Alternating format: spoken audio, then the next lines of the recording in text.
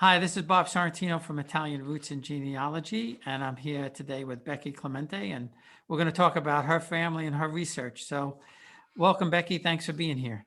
Oh, you're most welcome. My pleasure. So I always like to start these with, when and why, and did you start this research, and, Sure. what got you the bug? Well, I sort of inherited the bug. This actually, I'm sort of carrying the mantle, kind of, so to speak. Many years ago, both my parents decided that they were going to work on their genealogy. And so they went where they could, which most likely were the regional libraries for the Latter-day Saints, to find information and talking with family. And actually, my dad had started even earlier when the new technology was a reel-to-reel recorder in the 60s. He actually, his mom and dad came up, we were living in Michigan at the time. So they came, and during that visit, he tape recorded them and tried to gather as many of the stories that had been told in the family. And then eventually, my grandparents spoke Sicilian, so Dad translated those things for us, and those eventually became part of a history of the family book that he put together. And so both my parents wrote family histories. My dad wrote his own history as well. And then my involvement was I had gotten involved in learning about, in the early 80s, this newfangled computer thing. So eventually I scanned pictures, typed, and helped them assemble. And then early on worked with what I think at the time was one of the few genealogy pieces of software available at the time was Family Tree Maker. So laid out the genealogy as best we could, and printed what we could and distributed it. My parents have passed, actually my mom only a few months ago at almost 100. So I continued, and now the genealogy originally I uploaded to the Latter-day Saints because at the time it was one of the few internet sites for electronic genealogy. So I thought, well, let's put it up there. And then actually, insanely, I have built the tree in Ancestry as well. So it's crazy, but I do it in 2 places right now. And so now what I've been able to do is try to extend beyond where my parents could have done genealogy with the tools that they had available, at the time. Because even now, even with technology, it's a labor-intensive love affair. And as you know, to get things, find things, and make sure they're connected, and all the serendipity that happens with doing family research. So that's sort of what happens. So I've sort of, I guess, formally and informally sort of become that the genealogy person for the family this way. So. Yeah, well, there's always one of us that's that crazy. Evidently. I have trees in 3 places, so don't feel bad. No, I know. It's well, no, and actually it's now that you can download your files, it's easy to transport them into different places. And I actually recently did that for myself as well, because I've gotten so frustrated trying to get kinds of printouts that I value and like to see. And Family Tree Maker used to do a kinship file that was a wonderful printout. Mm-hmm. My God, and actually in the book my mom put together, we have the stories, and then we have all these kinship files, and it's a really quick way to kind of overview your family. And so I actually downloaded recently Roots Magic and brought my files in just so I could, although they don't quite do this kinship thing, but they do a lot more than some of the other services that are out there. And it galls me to have to pay a lot of money for something that gets very expensive because it doesn't lay things out the way I might want to see them. So yeah, so I'm now in 3 places as well. And I came back to my local computer, actually, is what's happened. So. Yeah, and I know it's tough because they all do something a little bit different, and that's what I find. You go to one place and you get a chart. Oh, I want that chart that way. I know, but I'd like to see it this way. Yeah, but they don't have it. The other guy has it. I know.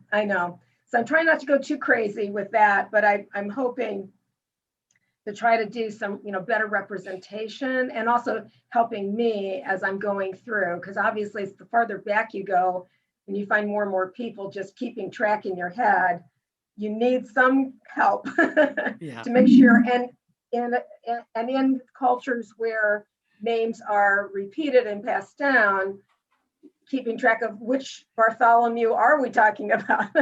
Who is this Jesupina we're talking about? Is it this century, that? So anyway, you need it. So that's great that you that long ago that they actually did the tapes and everything. I'm working with somebody now, and we're gonna do a little series on it. He got a job in Boston in I guess it was the late 70s, working in the North End with the Italian immigrants. Yes. And he tape recorded all of these people. Wow, how fabulous. And he wrote books on it, but he still has the tapes. Some of them some of them are digital. I think some may even still be on tape. But we're going to do a series where we're actually going to play people who were born in 1900, 1905, talking about the boat ride and talking about what it was like in Italy when they came, what it was like in America when they came. So I listened to a couple of them, and it's I'm getting goosebumps now just talking about it. It's just mind blowing. Well, I think the value in trying to encourage people, even if they can't go that far back, just right now, just even with their own grandparents, if they're still alive, or parents, to try to capture some of, especially the stories that we tend to repeat because there's something about them that speak to us. I mean, to capture that is so valuable. Because even getting prepared for this today, going back and realizing that in what my dad wrote, my own grandfather was remembering his grandfather, a story way back in 1810. And had that not been captured, I'd be clueless about some of the interesting things that have happened, and to get an insight on what life was like for my grandfather from Sicily, and then my mom's family is from Carovili, on the boot in Italy. And so even just getting that insight gives you an appreciation of where people came from, their joys, their struggles. There's no way to capture that except through capturing the words. And so I think it's so valuable. I hope people will take advantage. And now that your phone can be your tape recorder as well, it's not like my dad hauling out the Wallensack reel to reel and setting it up and having to have people sit right there. And so some things have become easier in that regard, if people would do that. And now we even have software that can help with doing the typing, text to speech recognition, where I was typing my dad's handwritten notes into the computer. So I've encouraged folks to take advantage. We'll be right back.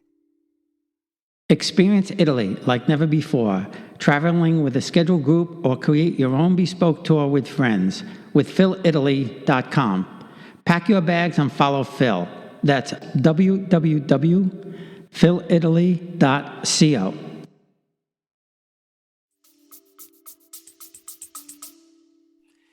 So when did your grandparents arrive in America?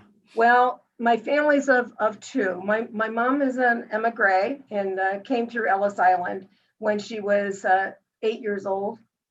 So on my Lale Miyoshi side, my grandfather, Luigi, came to the United States several times to see if he and his brother could make it here. And so they tried a couple different times and finally came back to the United States to work, to be here for the 6 years that it took to be here. My mom emigrated here in 1929 and moved to Akron, Ohio area. So during that time, my grandfather worked in factory situations, also with Quaker Oats for a while. And also she and her sister and my grandmother came from Caroviglia and settled. And there had been family, other family that were here in Akron as well. My dad's side, my grandfather, Baldassare, he had come over. His plan was to come over to earn money, but to go back and continue to buy land. My dad's family was a little better off than my mom's family. My mom's family are peasants that work the land. They came because life was getting very, very tough there. They would not have survived very well. My mom would almost said to her last, the best thing her father ever did was to come to the United States. It changed the whole trajectory of their lives. My grandpa Baldassare, he again earned money. And then decided to come to the United States, and he worked for a while, actually for a very long time at Quaker Oats. He was very gifted as a gardener, and so even part of his time there was tending the gardens of the president of Quaker Oats in Akron, Ohio. So my dad was actually, all my aunt and uncle on that side of the family were born here in the United States in Akron, Ohio. But and they worked for a very long time here when my grandpa came in about 1919 or so. And his dream was to earn as much money as they could. And they were going to, they actually did go back and repatriate to Sicily and were going to stay. So that's how my family came from. So when someone asked what kind of generation, I says, well, I'm a 1.5. I'm first generation here on one side and a second generation here on the other side. So that's how they got here to this country. So Akron is interesting because you don't think about Italians going to Akron, Ohio. How'd they wind up going there, from... I think as I look back at the history, there were opportunities to work in industry and on the railroads, because my both sets of grandparents worked on the railroads for a while, and that was really rough work.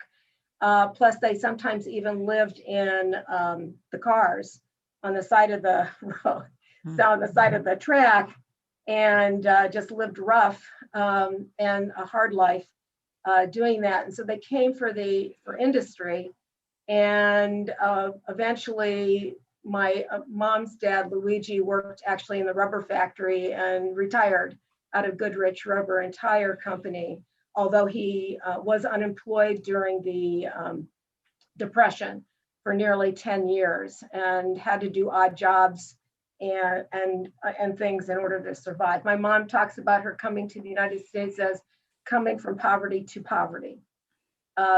And so, but they came and worked in Youngstown and Canton and Akron. And Akron at the time was a booming place. A lot of industry was there. 3 rubber manufacturers were there. And so, and the Quaker Oats was a big deal as well there. So they came and worked. So they were mostly doing the manual labor and the things that,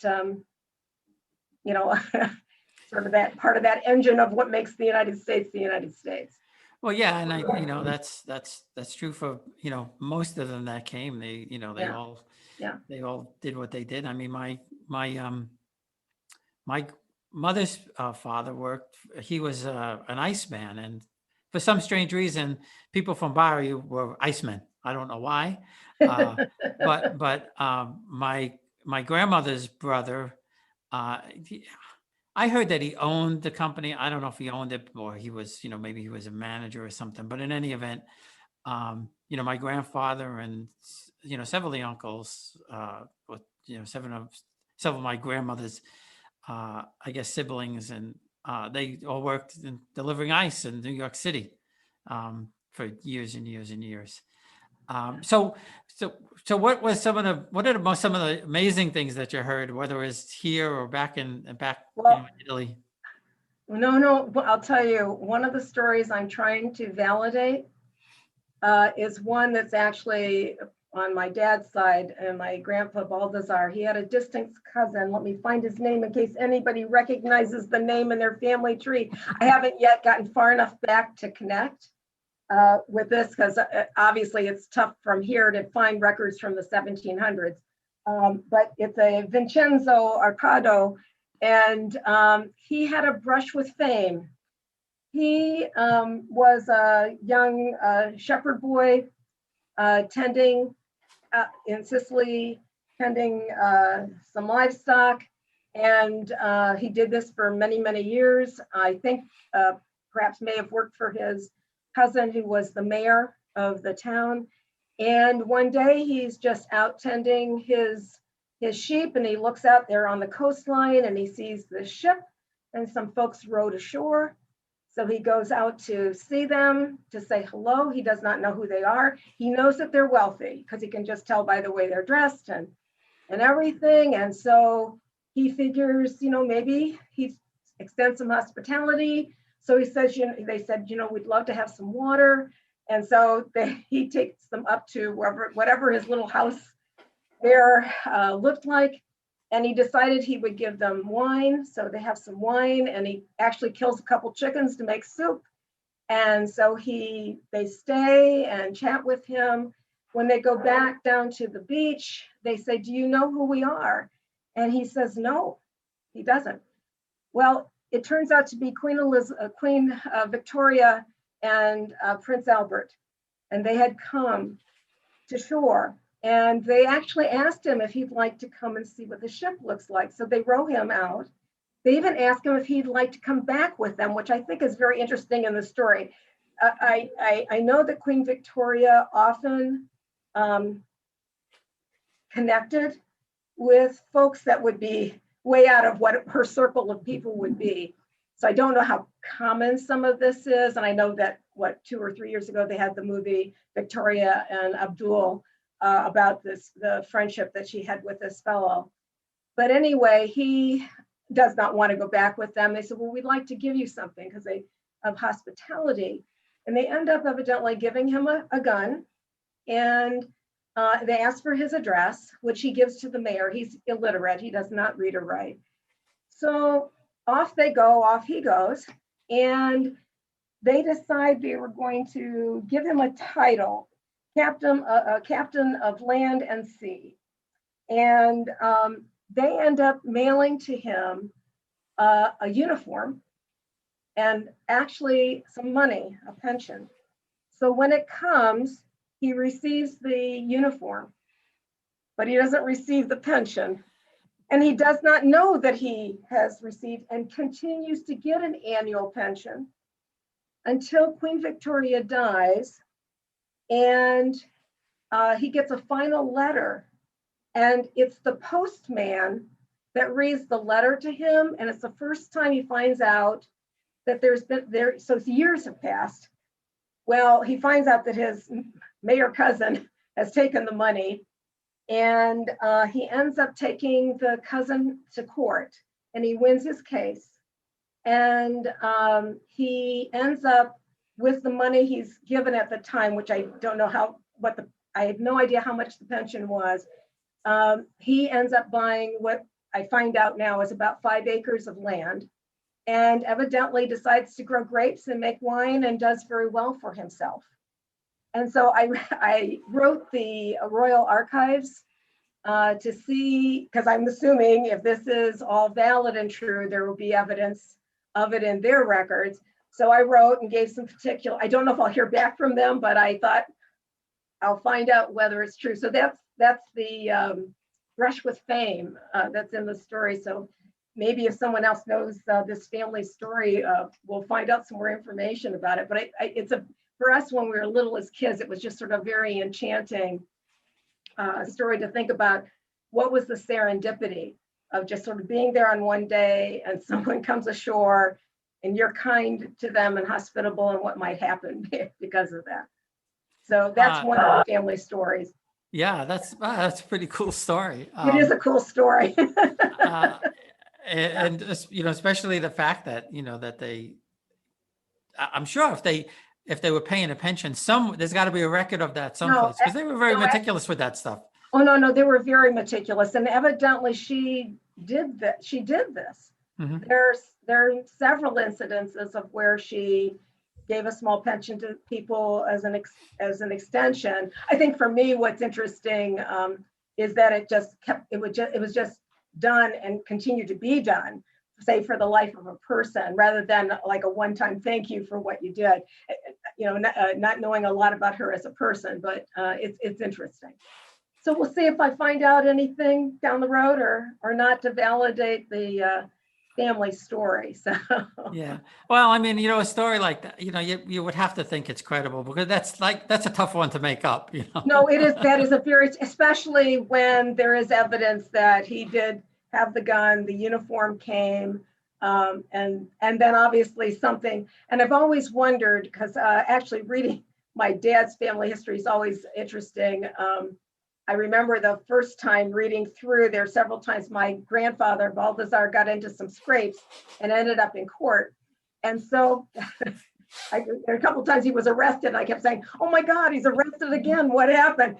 So there would be these stupid disputes. So anyway, it caused me to think where, if I could find the court records, what would the court records say of those moments if you could find them? And so it's made me think about this extension of genealogy beyond building your tree, but gathering, this information. How do you find these things to sort of say, yeah, this really happened, and here's how it was chronicled, at the time. So it would be interesting when you're trying to validate why would he talk about these things if you're hoping had happened, rather than somebody elaborating on their life that may not be as exciting as they wanted it to be.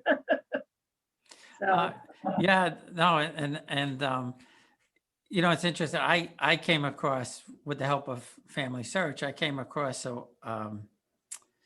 will of like my sixth great granduncle, fifth or sixth, and it was like this 43-page document, and when I had it translated, you really get an insight into the persona of the person, as opposed to just, a fact. He was born this date and died that date, and he lived over here and got married there. And, my grandmother my father's mom comes from a family, and they have their archives in the, they donated all of their stuff to the archive in Naples. And I wrote them. I haven't heard back yet. I don't know if I will. Sure. We were supposed to be there again. We were supposed to go in last April. We didn't make it. We were going to go in September, and now we postponed again because of all the crazy stuff. Oh, I know. So now, have you been back to any of these towns? We'll be right back.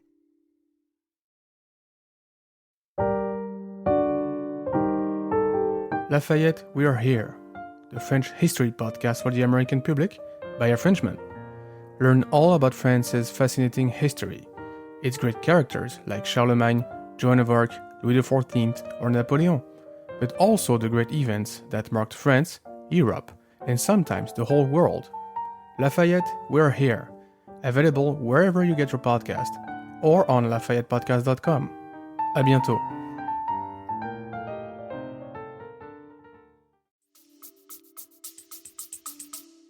I have not, but in 2019, my brother Mark was able to go back to Caroville, and we have a cousin that's actually around our age, even though she's my second cousin and my mom's first cousin.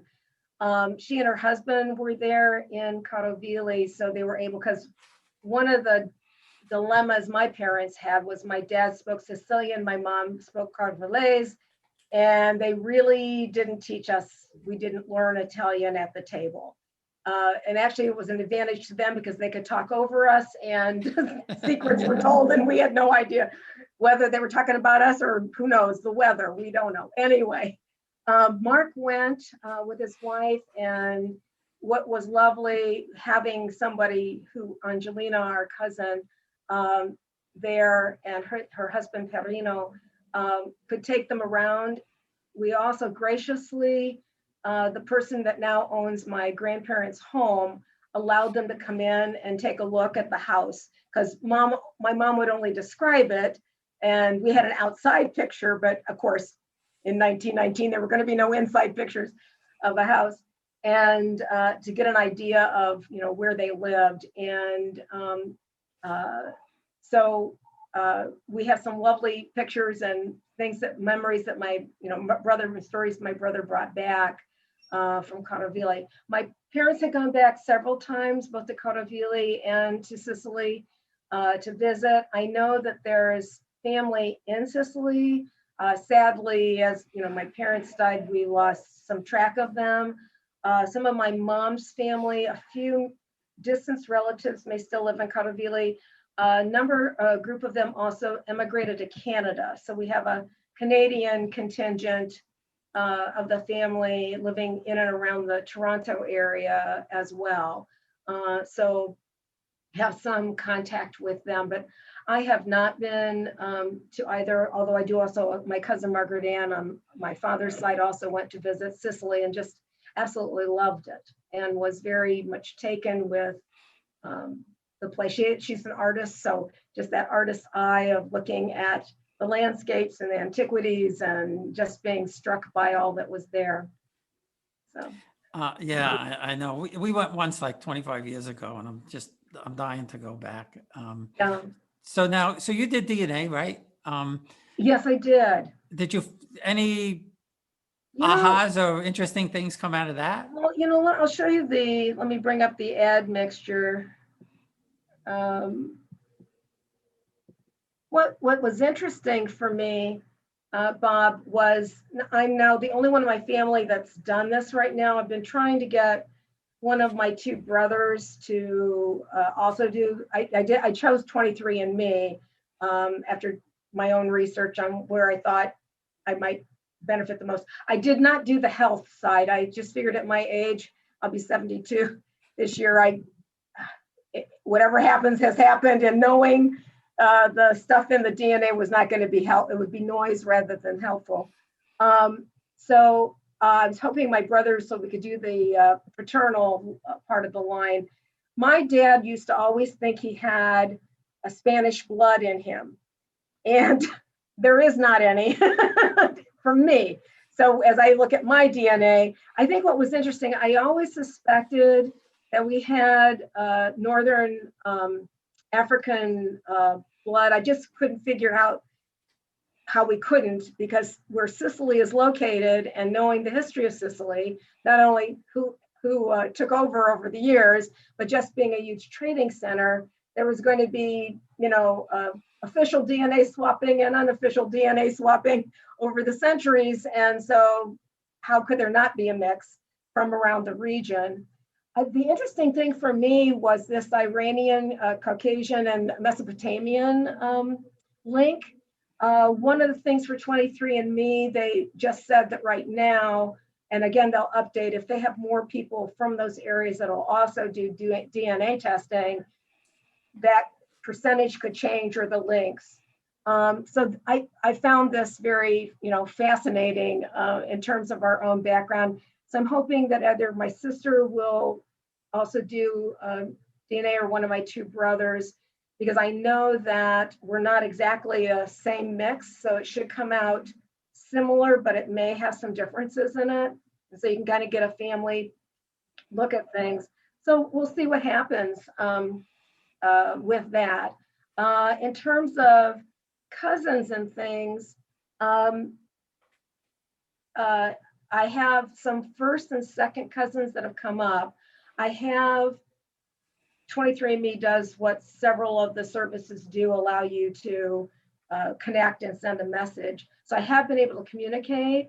So it's interesting to me to see that over time that the family connections are pretty much all over the world. And I actually heard from some Italian second or third cousin who lives in Sweden. I would never have known that somebody was living in Sweden, and we communicated a little bit that way.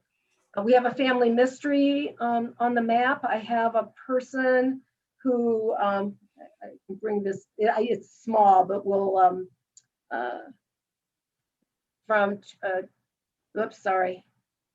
Let me come back, forgot to do the basic thing. I have a person here, my dad's parents are right in this area where the cursor's going around. I have a person who showed up on the family tree. I wrote them, but have never heard back.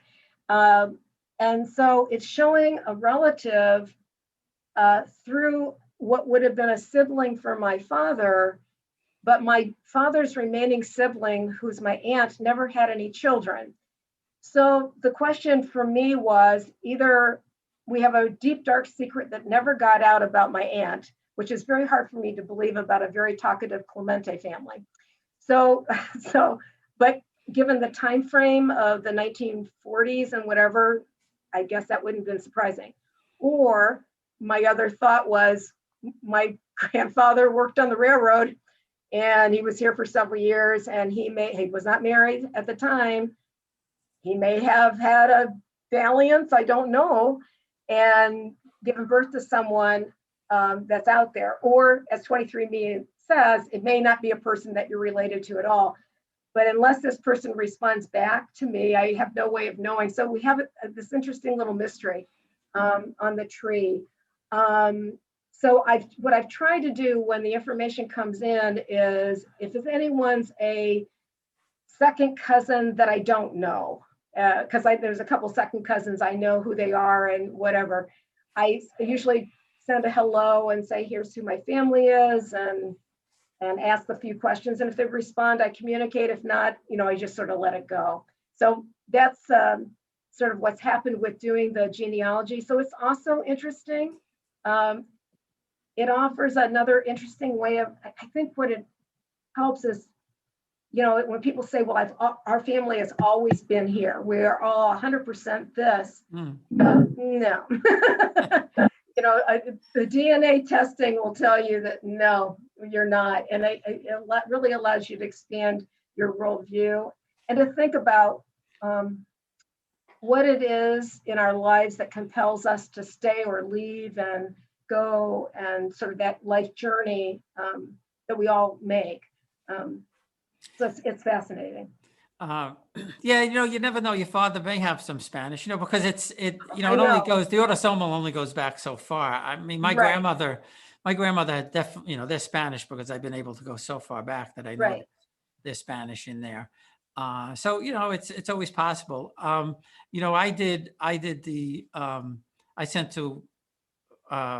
also did mine with living DNA, and they give you the paternal and maternal lines.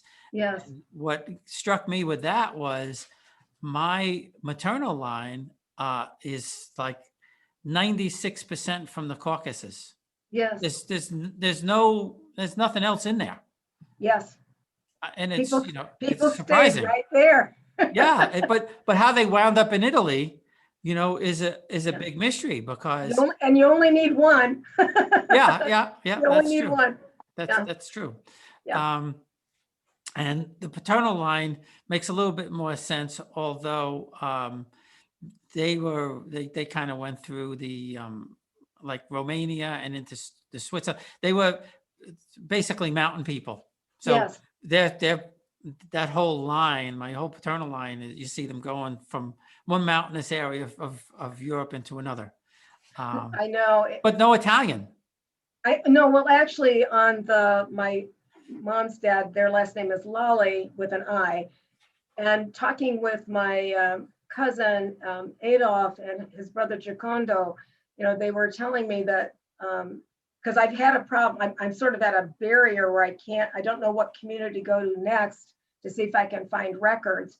And they said that they believed in the story within their side of the family was they actually started in France as Lally, Lally, but since there's no Y in Italian, it became I.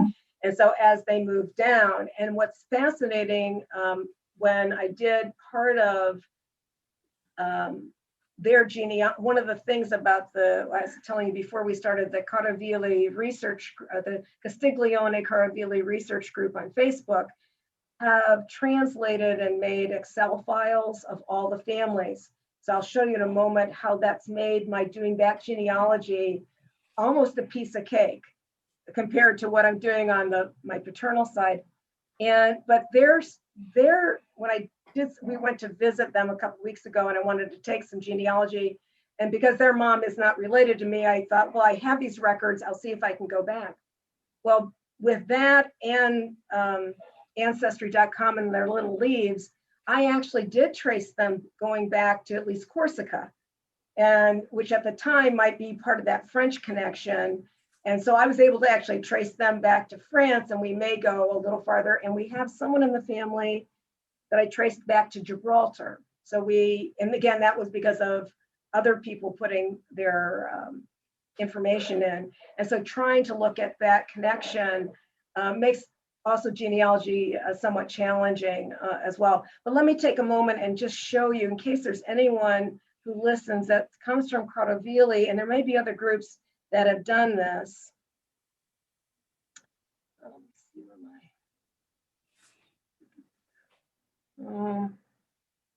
let me see if it'll let me bring up my,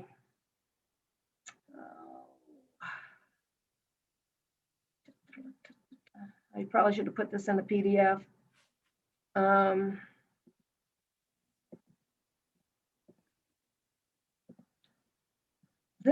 This will just show you the first, this is for people who work in Ancestry.com will look familiar. So this is just a page for Mariano Gnocchi, and who lived in Castiglione. So when I knew about him, one of the things that was helpful is I was able, and I cut this off, but what they did in the Cartovili research group, and let me see if I can make this a little larger. What they've done is they brought in all the microfilm from Salt Lake City, from the Mormons, and Sam Lombardi and, oh gosh, Rosalind, I won't remember her last name right now. They originally took these, translated them, and then made Excel spreadsheets, which then they PDF'd. So I was able then, they have 6 types of files. So I was able to find Mariano with Euphrosynia and find all their children because someone else has read the records. And if I want to go back to the records, they actually gave me the record number. So if I go back in those years, I can more easily just go right to find the image. They also, because one thing I discovered, at least about my family, not everybody went to the main officials and recorded a birth or a death or a marriage, which was fascinating for me because my grandpa Luigi and his brothers and family lived in Cartovili for a while, but I could only find my grandfather and uncle in the records. And I know everybody else is there, but they're not in the civil records. So they're probably in the church records. Mm-hmm. But anyway, so you can find kids, and then the other way you can come down, and the marriage is a little small, but again, you can find marriages, then you have your father's and mother's names, and then deaths. So sometimes it's in deaths that I find missing children that were not in the birth record or vice versa. And so this is actually made building my mom's trees. I actually would laugh because I was telling my husband, I said, this is too seductive. It's almost like Lay's potato chips. You can't just do one. I feel like everyone in Cartovili is related to everybody because you end up with all these kids and the kids of the kids and it's easy then, besides the time that it takes to build the trees. And so this group has really, really helped. I can't imagine the work that it took them. And it's more than several people getting the information, typing it in, making sure it was accurate, and then releasing it and everything. So there may be groups that have done, I think they have been similar, that will help some people do their genealogy better. So that's been really, really useful. Yeah, that's really neat. Yeah, and I've seen a few things like that where right. Right. some No, I people know have they're done it. not the only group that's Yeah. ever done it, but I'm so thankful that Yeah, we're no, that's part of great. my family's Good for really, you. no, because you know, it's really, I mean, it's just yesterday I was working on some things. I was looking for someone else, but accidentally found a missing child of my grandpa Balthazar's, going back to his grandfather, that I hadn't uncovered. And it just by accident, and fortunately it's because, thank God, there was an index in the online book. So I came across the name and I went, oh, there's a Clemente in here. Is this a Clemente that I'm related to? And then I looked and went, oh my God, I am. And then knowing that, so, you know, I could then enter that information and capture it. So, but that takes, as you know, takes a lot of time. And that was serendipity. I wasn't looking for her. I was actually looking for somebody else. So it just happened to be the same year and I got lucky. Yeah, you know, I've started that with my mom's family, Nicoletti. I don't know, probably have about 120 records. Yes. And as I was going through it, I actually took the URL for the record that I found on the Antonati and put it in there. But it's a lot of work if you do it yourself. No, it is a lot of work. And it's, you just sort of have to say, okay, today's the day I'm going to page through 300 records because there was no index. Right, But I'm going to go through, and I know enough at least how to look for the name, where the names are located for each of the kind of records.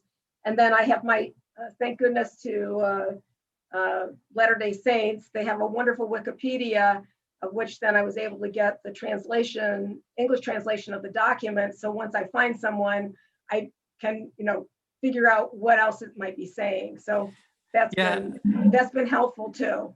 Yeah, you know, the newer records, quote unquote, you know, from like the 1860s on, where I know, you know, some of the towns and stuff had like a pre-printed thing where they filled in the name and dates Right. and things like that. Yeah. But when you get back to the Oh no, 1810 and have to read somebody's No. chicken scratch, it's horrible. no, and that's what happened the other day. And I went, I'm not in the mood for this today. I cannot do this today. So I'll just come back later because it's a different kind of dedication to have to kind of scan, yes, the handwriting enough that you can figure out, I'm not reading about the name of the town and the official. I'm now gotten to the actual person. Now, am I related to this person? Yeah, So, yeah, exactly. Yeah. But you know, I tell people, I said, if you do it enough, you catch on to the, you know, the words that you need to understand. No, absolutely. And I think that's what's happened over time. I mean, initially my cheat sheets were like right, you know, like glued to me. Yeah.